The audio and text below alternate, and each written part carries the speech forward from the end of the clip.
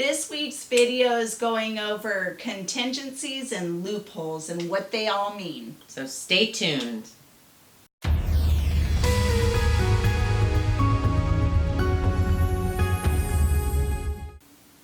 Hi there, thanks for checking us out. It is Beth And Shirley with Shirley's Real Estate Group, John L. Scott, and this is the BS Real Estate Show. Beth and Shirley, that is. And we're here with more real estate news that matters to you. Today's BS show is about contingencies and loopholes, and what does that all mean? Well, let's dive in. We'll start by touching base on some of the most common addenda that you're going to find in a purchase and sale agreement.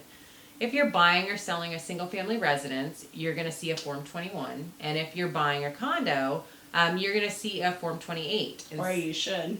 You should. If you don't, your broker doesn't know what they're doing. Both of these forms have an information verification period that's often not discussed between the broker and the client. So, with that said, what exactly is the information verification period and what does it entail?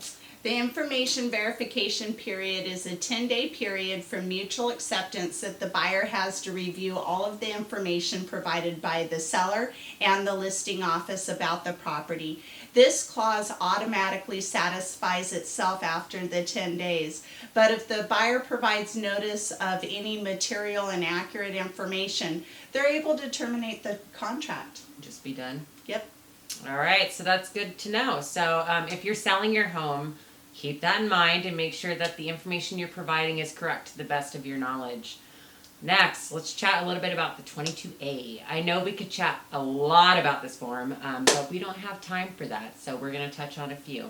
On to you. On the 22A, which is the financing addendum, there's several time frames that the buyer would need to adhere to in order to retain their financing contingency throughout the transaction. I'll touch on a few.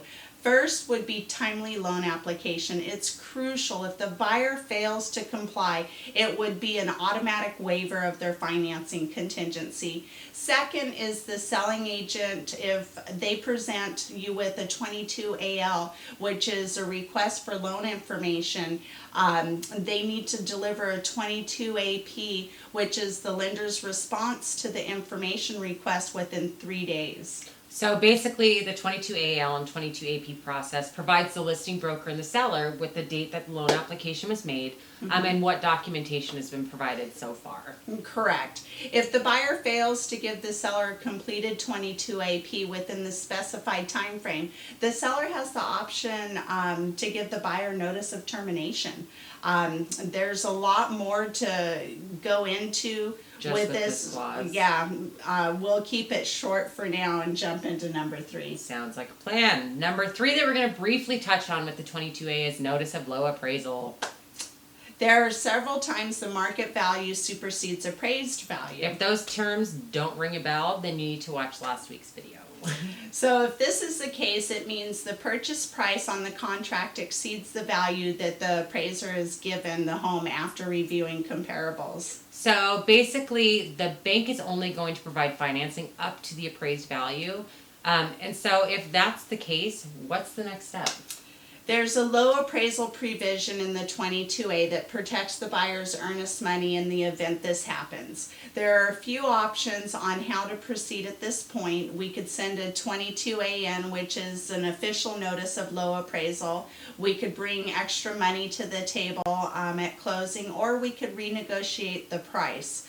As long as the buyers complied with all of the conditions on the 22A as a whole, we would have several options. Right, and that's going to be up to the buyer's agent to ensure that their buyer is protected. So make sure you're picking a good one. So not going to lie, the whole 22A is a doozy. So let's jump into our next favorite, which is the 22T, which is the most misused form in the industry. Shirley, what's a 22T? No kidding. Every purchase and sale agreement requires the seller to provide clean and marketable title free of any encumbrances prior to closing. This means that any liens that are on title at the time of the sale must be paid and cleared at closing, whether or not a 22T is included. It does not relieve the seller of this obligation. The 22T was created to allow the buyer time to review and disapprove certain exceptions on title, and the seller opportunity to clear any disapproved exceptions from title. A good example would be if you're looking to purchase a home to start a home business. You would then use a 22T to dig a little deeper into title and see if that's allowed. If not, you would provide notice that you weren't able to utilize the property for your intended purpose, and the seller could either remedy that or the buyer would be able to terminate. Gotcha. So some brokers think having a 22T is required for the contract so that title can be reviewed and make sure it's clean and clear, but that's not what the form is for. And it's not required with every contract. The main purchase and sale agreement already has you covered. So, with that said, let's move into the Form 35 really quick. The Form 35 inspection addendum gives the buyer the opportunity to inspect the home and ask for repairs or remedies prior to moving forward with the purchase. It does have some time frames in it that automatically remove themselves, and the time frames don't repeat. So if a selling agent isn't familiar with the way the time frames are calculated or aware that they don't repeat, you could be in a world of hurt. Definitely, we've seen it. You don't want to be that person. No. So last one, so we don't put you to sleep, but the super long video is the Form 17 seller disclosure.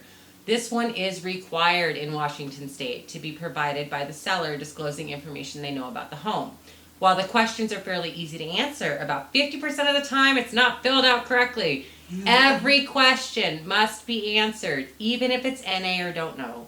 So the kicker on this one is that the buyer has 3 days from receipt of the Form 17 to review and can terminate the transaction if they wish without identifying their concerns about the form. Basically, they say, I'm out. And that's the end of it. If it's not completed correctly or has inaccuracies, the seller must amend the Form 17, which guess what? Starts it over again. So you get another 3 days. The lesson here is to fill it out correctly and make sure your listing broker is reviewing it to ensure it's correct before it even lands in the hands of a buyer. That's a lot of information in a short amount of time, and we only went over a fraction of what's in a contract. If you'd like more details about what we went over today or want to dive deeper into it, just let us know. And stay tuned for our upcoming videos. Next week we're going to have another guest speaker joining us, and she is a hoot. So if you have any questions that we didn't cover, reply below, call, text, or email us. If there's a topic that you'd like to hear about or an idea you have for a future video, please let us know.